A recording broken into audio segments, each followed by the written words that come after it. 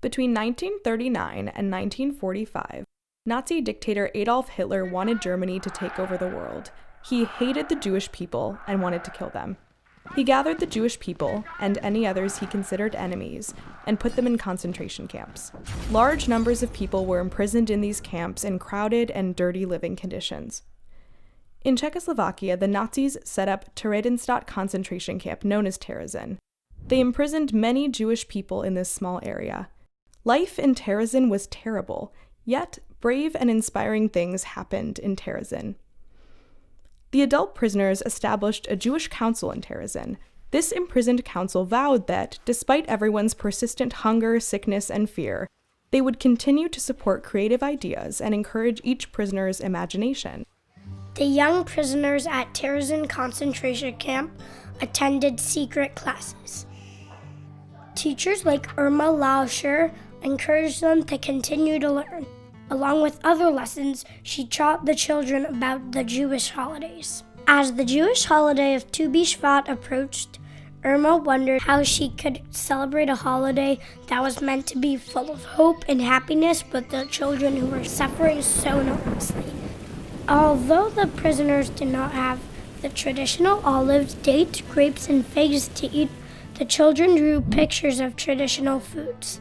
And Irma had another idea. To carry out her daring idea, Irma needed the help of a guard.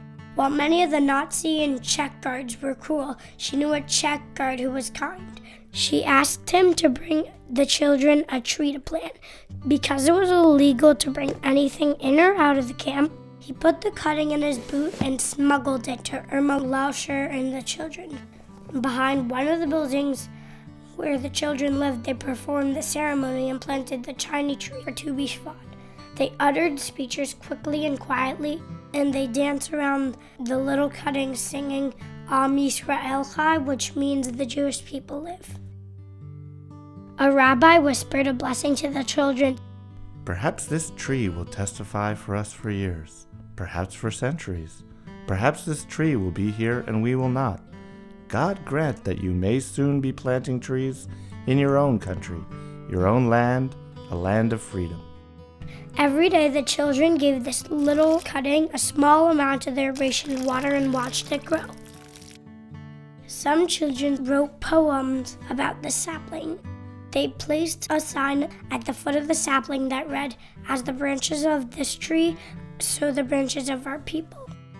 Here were three things the Nazis could not take from us. They could not take the blue sky above us for our gazing.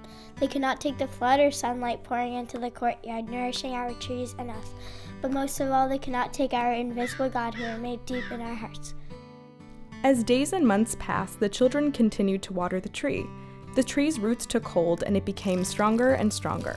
Many of the prisoners in Terezin were sent to other concentration camps where they were killed. But the tree in Terezin lived on, testifying to the memory of the children who had tended the tree, using their rationed water to ensure its growth. Eventually, the little cutting, planted and fed by the children of Terezin, grew into a beautiful silver maple tree. The tree was not forgotten after the war, and neither were the children of Terezin. Seeds and cuttings from the tree were sent around the world. From these seeds grew new trees that honor the memory of the children from Terezin and their story.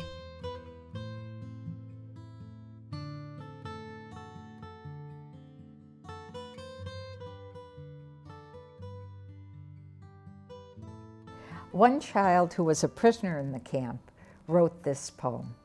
Here were three things the Nazis could not take from us. They could not take the blue sky above us for our gazing.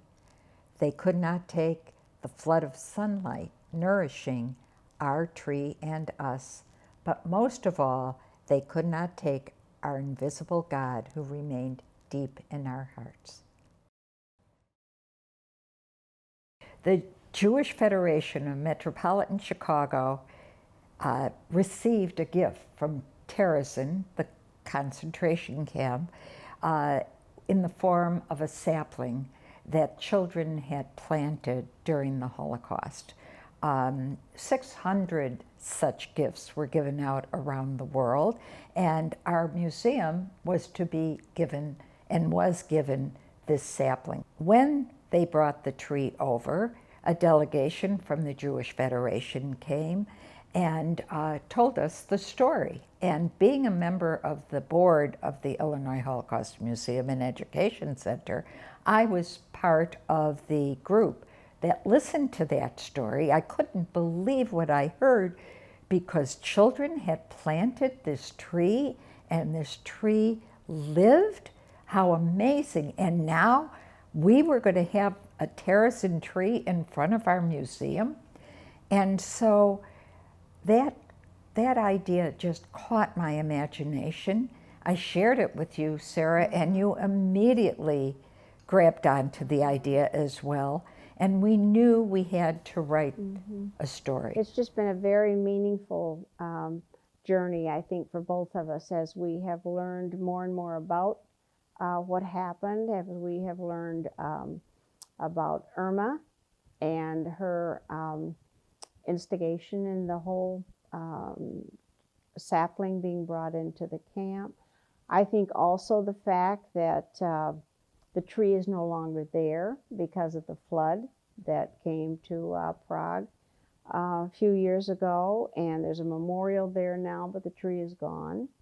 And so the saplings are all the more important because of that. Absolutely. And because of the memory of what happened in that camp with these children. And I think we just felt the story needed to be told.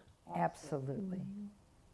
Well, Theresienstadt was actually called Terezin by the Czech people, Theresienstadt by the German people.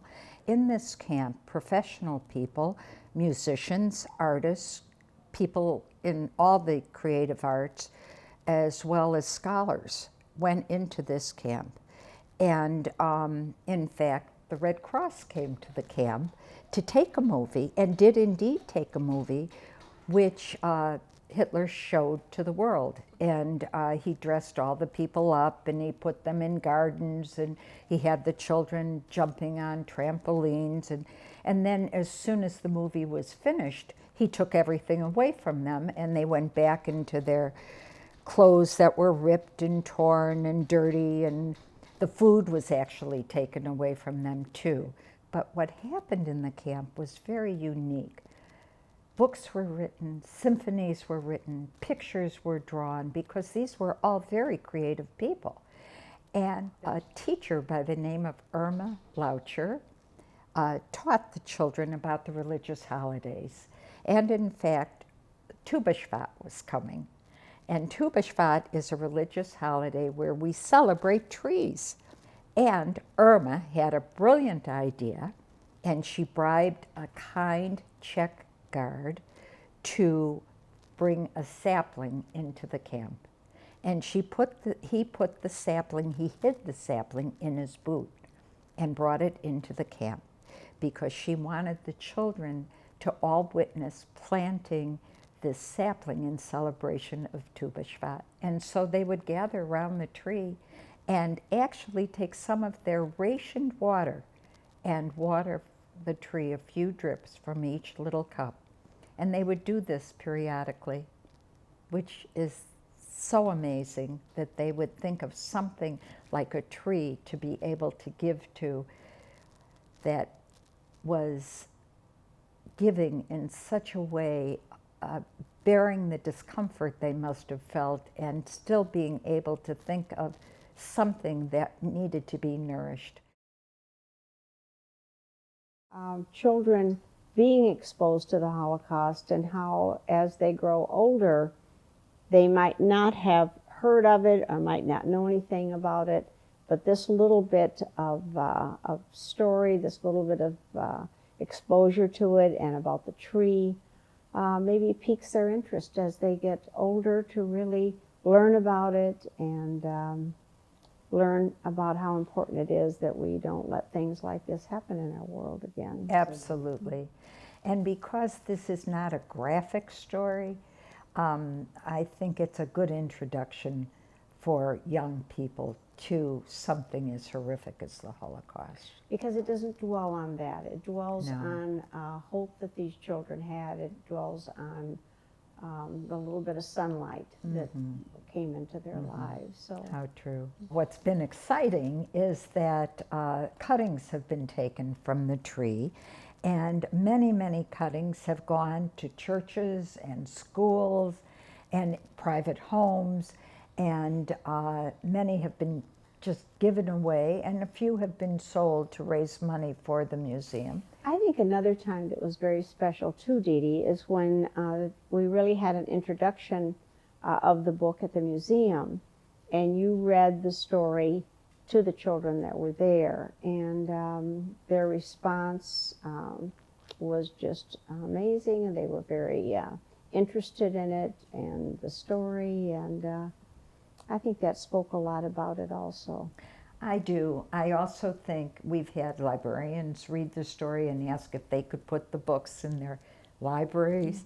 We've had a tremendous response to this story, don't you think? I do, and I think another aspect of it is that we have seen a lot of our friends, people that really are very aware of what happened at the Holocaust, say that they would like to buy that for their younger grandchildren as an exposure to learning about the Holocaust. So it's something that younger children can identify with the positive part of it, but yet can also see that what these children were coming from at the same time. Absolutely. The fact that you and I were able to truly believe in the story enough to move it forward. I think that's a big lesson that we can share with people, because if they have a meaningful goal and put the force of their belief behind it, they can achieve it. Because we started from just a glimmer of an idea and a hope. And I think if we can give that over as a gift to other people, that would be a wonderful Being positive thing. about your goal. That's right. That's right.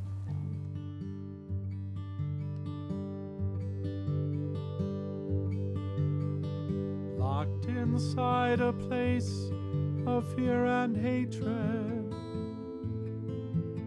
a teacher's heart and vision did shine through. She gave imprisoned children gifts of beauty, life, and art.